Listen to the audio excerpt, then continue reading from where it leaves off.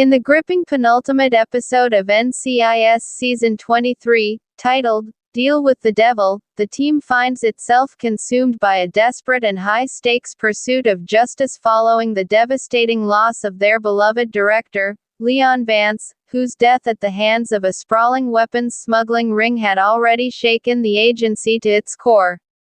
The central figure of their torment is former Army SID director Wayne Rogers J.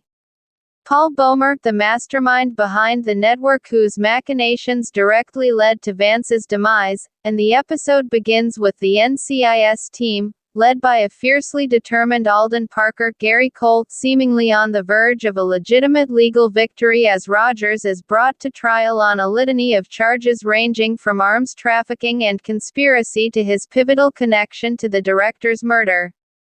The simmering tension, however, explodes almost immediately when Rogers, far from being a defeated man, reveals he has been playing a deeper game all along, as his defense team shocks the courtroom by filing a motion for continuance, a transparent maneuver signaling his intention to strike an immunity deal by leveraging sensitive intelligence to save himself from any real punishment.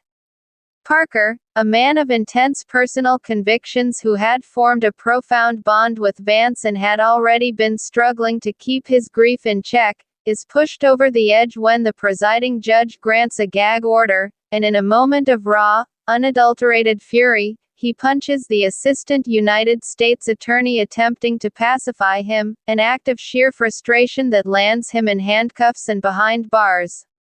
This explosive entrance into the criminal justice system sets the stage for the arrival of Parker's estranged sister, Harriet Nancy Travis, who bails him out, and on the day before the anniversary of their father's death, she voices her deep-seated fears that her brother is once again on the verge of a dangerous psychological spiral, a premonition that proves eerily accurate as Parker's determination to see Vance's killer face justice transforms from a professional duty into a deeply personal obsession.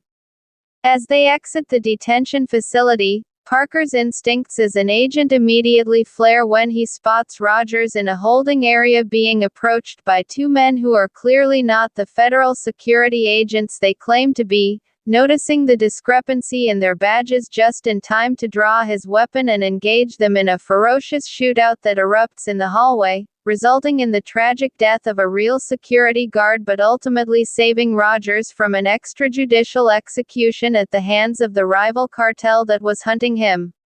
With the evidence confirming that the assailants had access to the Witness Security Division database and knew the location of every federal safehouse, the team realizes that the one place Rogers can be kept safe from the very criminals he once conspired with is the most unorthodox location imaginable, Parker's own home, where he would be sequestered under the personal watch of the man who wants nothing more than to see him incarcerated.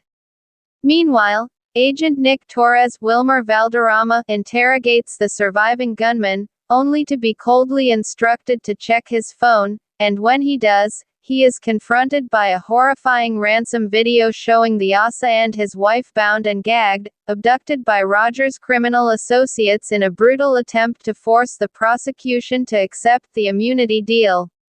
The investigation soon reveals that the sophisticated weaponry used in the attack originated from a naval stockpile in Virginia, and the last person on record to access that facility was none other than Harriet Parker, casting a dark shadow of suspicion over her and suggesting she might be the cartel's inside supplier. The truth, however, is far more complex. The weapons were originally part of a sanctioned government mission intended to supply a rebel group in Venezuela, a mission Harriet was forced to sign off on, but those rebels later turned into a cartel and began using the arms to terrorize the population, a development she had tried to prevent, leaving her as the convenient scapegoat for a failed policy that Congress was now preparing to make her take the fall for. While the team, particularly Jessica Knight Katrina Law, follows a crucial lead of barnacle residue that leads them to a shuttered building where the kidnapped couple is found alive, the more immediate threat comes from inside Parker's own house as the cunning and slippery Rogers uses every sly trick in his arsenal to escape his protective custody, eventually making his way onto a cargo ship bound for international waters with the intention of fleeing the country entirely. The team, however, is relentless, and just as Rogers is apprehended by federal agents on the deck of the ship, believing he has successfully negotiated yet another immunity deal that will guarantee his freedom,